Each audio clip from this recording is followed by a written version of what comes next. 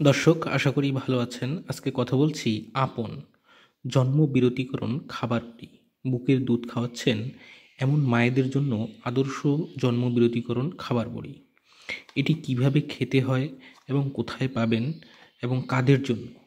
দর্শক, প্রথমেই বলে রাখি, এই খাবার বড়িটি জন্ম বিরতিকরণ। যারা বাচ্চা নিতে চাচ্ছেন না, দেখা যাচ্ছে যারা সন্তান প্রসব করেছেন কিন্তু 6 মাস সন্তানকে দুধ খাওয়াচ্ছেন, এমতো অবস্থায় এই বড়িটি আপনাদের জন্য। ওই সকল মাদের জন্য যারা রিসেন্ট সদ্য সন্তান জন্মদান করেছেন, তাদের জন্য এই আপন জন্ম বিরতিকরণ খাবার বড়িটি। এটি কিভাবে খাবেন? প্রথমেই প্যাকেট এটি খুলে ফেলবেন। এখানে দেখুন 2টি প্যাকেট আছে, এরকম দেখুন। এই প্রথমে যে কোনো একটি প্যাকেট নিতে হবে। নেওয়ার পরে আপনি উল্টো দিকে বের করলেই দেখতে পাবেন যে এই যে আপন সুন্দর তীর চিহ্ন দেওয়া আছে, শুরু এবং শেষ। এই শুরু করতে হবে, এখান থেকে প্রতিদিন একটি করে ট্যাবলেট খেয়ে খেয়ে শেষ করতে হবে। ঠিক অনুরূপভাবে যখন একটি পাতা শেষ হয়ে যাবে, আরেকটি পাতা খেতে হবে। একদম সহজ এবং খুবই সিম্পল একটি নিয়ম এই আপন কন্ট্রাসেপটিভ পিলগুলো খাওয়ার জন্য। আপন মহিলাদের জন্য একটি কার্যকরী, অস্থায়ী এবং স্বল্পমেয়াদী জন্মবিরতিকরণ খাবার বড়ি। এই বড়িতে 0.075 মিলিগ্রাম প্রজেস্টেরন হরমোন থাকে। এবং আপনটা কিভাবে কাজ করে, আপনি যেই ওষুধটা খাচ্ছেন, এই বড়িটা খাচ্ছেন, এটি কিভাবে কাজ করে? এটি জরায়ুর মুখের শ্লেষ্মাকে ঘন করে শুটকিটে জরায়ুতে প্রবেশ করতে বাধা দেয়। নাম্বার 2, ডিম্বস্ফুটনে বাধা দেয়।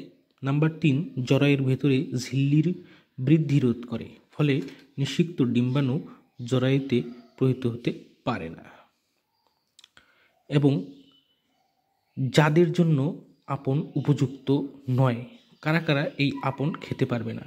পেটে সন্তান থাকলে, পায়ের শিরা থাকলে এবং এগুলো থেকে যদি ব্যথা অনুভব হয়, তাহলে আপনি এই আপন খেতে পারবেন না। এবং স্তনে যদি শক্ত চাকা দলা থাকে এবং যক্ষ্মা রোগের ওষুধ যেরকম রিফাম্পিসিন বা মৃগী রোগের ওষুধ যেরকম ফেনিটয়েন্ট, এগুলো যদি আপনি সেবন করেন, তাহলে এই আপন আপনার জন্য নয়।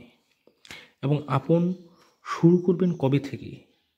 এটি শুরু করার উপযুক্ত সময় হচ্ছে সন্তান প্রসবের পরপরই 48 ঘন্টার মধ্যে বড়ি খাওয়া শুরু করতে হবে। এবং বড়ি খাওয়ার নিয়মগুলো তো আপনারা দেখেই নিলেন খুব সহজে। এবং আরেকটি কথা আমি বলে রাখি, সেটা হচ্ছে বড়ি খেতে যদি ভুলে যান তখন কি করবেন? বড়ি খাওয়ার নির্দিষ্ট সময় থেকে 3 ঘন্টার মধ্যে মনে পড়ার সাথে সাথে ওই ভুলে যাওয়া বড়িটি খেতে হবে এবং পরবর্তী বড়িগুলো নির্দিষ্ট সময়ে খেতে হবে। আপন গ্রহণে কি কি সুবিধা? এটা খাওয়ার ফলে আপনি কি কি সুবিধা পাবেন? এটি হচ্ছে খুব সহজ, নিরাপদ এবং কার্যকর, স্বল্প মাত্রা, অস্থায়ী ও স্বল্পমেয়াদী। মায়ের বুকের দুধের পরিমাণ ও গুণাগুণ মান পরিবর্তন হয় না। সহবাসে বাধা সৃষ্টি করে না। পার্শ্ব প্রতিক্রিয়া কম এবং ইস্ট্রোজেন সমৃদ্ধ বড়ি খেলে যাদের সমস্যা হয়, তারা এই বড়ি সহজেই খেতে পারবেন। যে কোনো বয়সী মহিলা, এমনকি 35 বছরের ঊর্ধ্বে ধূমপায়ী, তামাক জাতীয় দ্রব্য সেবনকারী এই পদ্ধতি ব্যবহার করতে পারেন। আপন গ্রহণের অসুবিধা, কিছু অসুবিধা আছে। সেই অসুবিধাগুলো কীরকম? প্রতিদিন নির্দিষ্ট সময়ে খেতে হবে। যৌনবাহিত রোগ প্রতিরোধ করে না। ফোঁটা ফোঁটা অনিয়মিত রক্তস্রাব অথবা মাসিক বন্ধ থাকতে পারে। যক্ষ্মা রোগের ওষুধ যেরকম রিফাম্পিসিন, মৃগী রোগের ওষুধ যেমন ফেনোবারবিটাল, ফেনিটয়েন, কার্বাজিপামাইন ইত্যাদি বড়ির কার্যকারিতা কমায়। মনে রাখতে হবে, প্রতিদিন একই সময়ে একটি করে বড়ি খেতে হবে।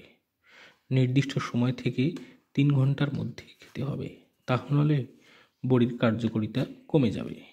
কোনো কারণে স্বামী সাময়িকভাবে বাড়িতে না থাকলে বড়ি খাওয়া বাদ দেওয়া যাবে না। এটি হচ্ছে আপন। এবং কোথায় পাবেন এই আপন বইটি? আপনার আশেপাশে যে কোনো কমিউনিটি হেলথ, সরকারি উপজেলা স্বাস্থ্য কমপ্লেক্স অথবা যে কোনো সরকারি হাসপাতালে ফ্যামিলি প্ল্যানিং বা পরিবার পরিকল্পনার একটি কার্যালয় থাকে। সেখানে গিয়ে আপনি জিজ্ঞেস করলেই আপনাকে সাথে সাথেই এই আপন বড়িটি দিয়ে দিবে।